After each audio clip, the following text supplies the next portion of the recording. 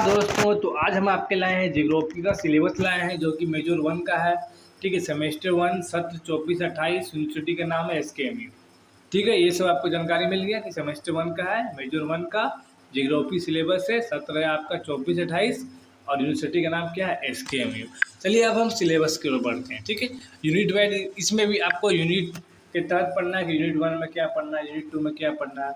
Unit 1 में आपको पढ़ना है भूगोल का परिभाषा पढ़ना है, पहला बात उनका प्रकृति पढ़ना है, उनका दायरा कहाँ कितना तक उसका दायरा है। फिर भारत का भौगोलिक चिंतन का विकास पढ़ना है यूनिट 1 में। ठीक है, बहुत ही इंपॉर्टेंट है कि भूगोल का परिभाषा के बारे में वर्णन करें।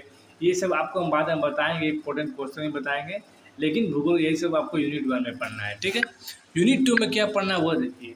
यूनिट 2 में आपको पढ़ना है प्री मॉडर्न के बारे में पढ़ना है, जैसे शास्त्र नृत्य हुआ, शास्त्र के बारे में पढ़ना है, मध्यकालीन दर्शन के संदर्भ में भौगोलिक चिंतन के बारे में पढ़ना है। ठीक है, भौगोलिक चिंतन हुआ, शास्त्र हुआ, ठीक है, मध्यकालीन दर्शन के बारे में पढ़ना है, जो उनका प्रारंभिक उत्पत्ति हुआ था वो सब आपको पढ़ना है इसमें। ठीक है, बहुत ही इंपॉर्टेंट है ये सभी, बहुत ही इंपॉर्टेंट। ठीक है, यूनिट 3 में क्या पढ़ना है आपको देखिए।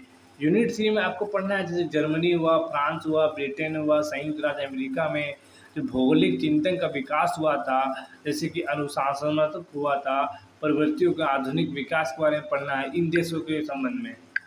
ठीक है, यूनिट 3 भी इम्पोर्टेंट है जिसमें आपको जर्मनी, फ्रांस, ब्रिटेन, अमेरिका का भौगोलिक चिंतन के बारे में पढ़ना है, उनका आधुनिक विकास के बारे में पढ़ना है।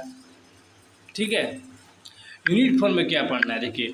यूनिट 4 में क्या पढ़ना है आपको, पर्यावरण नियतिवाद के बारे में पढ़ना है, संभावनावाद पर पढ़ना है। ठीक है, संभावनावाद पढ़ना है, नियतिवाद पढ़ना है, नवनियतिवाद पढ़ना है, संभाव्यतावाद पढ़ना है, व्यवस्थित पढ़ना है, क्षेत्रीय विचारधारात्मक पढ़ना है, नोमोथेटिक पर बहस करना है। ये सब आपको पढ़ना है यूनिट 4 में। ठीक है, बहुत ही इम्पोर्टेंट है पर्यावरण नियतिवाद और संभावनावाद।